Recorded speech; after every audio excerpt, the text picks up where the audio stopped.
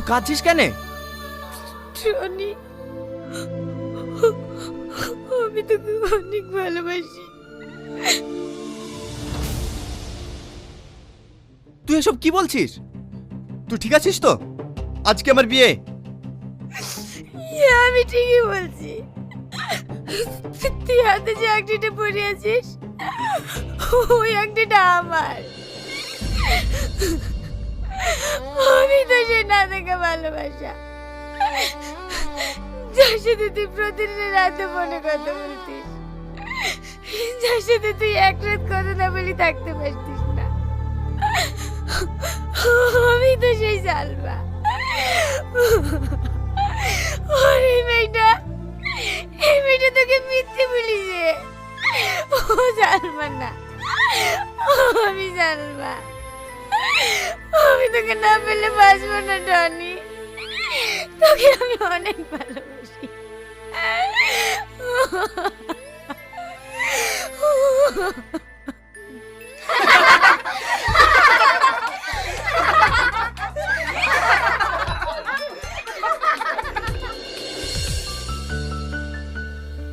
কি হলো বোন, অবাক হচ্ছ?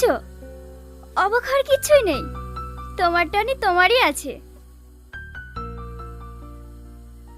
মানে? মানেটা আমি বলছি। তুই নিজেকে অনেক চালাক ভাবিস, তাই না? আমি অনেকদিন আগেই জেনে গেছি যে বন্ধু আমাকে পাগলের মতন ভালোবাসে সে আর অন্য কেউ না, সেটা হচ্ছে তুই। তুই কি করে জানলি? কি করে জানলাম শুনবি? তাহলে শুন। বল, কি বলবি? দেখ টনি, তোর সাথে যেটা হয়েছে খুবই অন্যায় হয়েছে, তাই আমি সালমার হয়ে তোর কাছে ক্ষমা চাইতে এসেছি। খবরদার নাম আমার সামনে উচ্চারণ করবি নি। ওকে আমি ঘৃণা করি। তুই ওকে ঘৃণা করতে পারিস, কিন্তু ও তোকে অনেক ভালোবাসে। কি ভালোবাসে?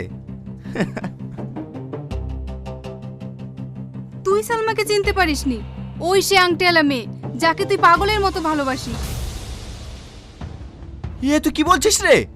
হ্যাঁ আমি ঠিক বলছি। তোকে যখন পুলিশ ধরে নিয়ে যায়, তোর হাতের আংটি দেখে ও তোকে চিনতে পারে। ও খুব কান্না করছিল রে, আর আফসোস করে বলছিল, আমি কি ভুল করলাম। তারপরে তো প্রিন্সিপালকে সঙ্গে করে নিয়ে গিয়ে তোকে ছাড়িয়ে নিয়ে আসলো। তাহলে ও যদি আমাকে ভালোবাসে তাহলে আমাকে এতদিন বলেনি কেন? ও কি করে বলবে বল? ও তোর সাথে যে অন্যায় করেছে, লজ্জায় তোর সামনে আসতে পারেনি। বুঝতে পেরেছি।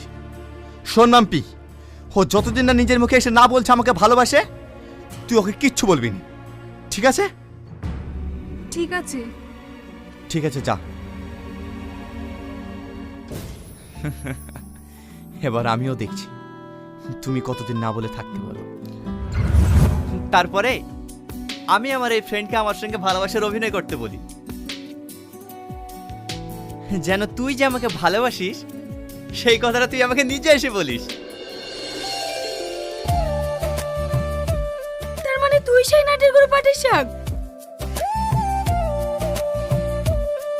আরে তুমি ওকে বকছো কেন?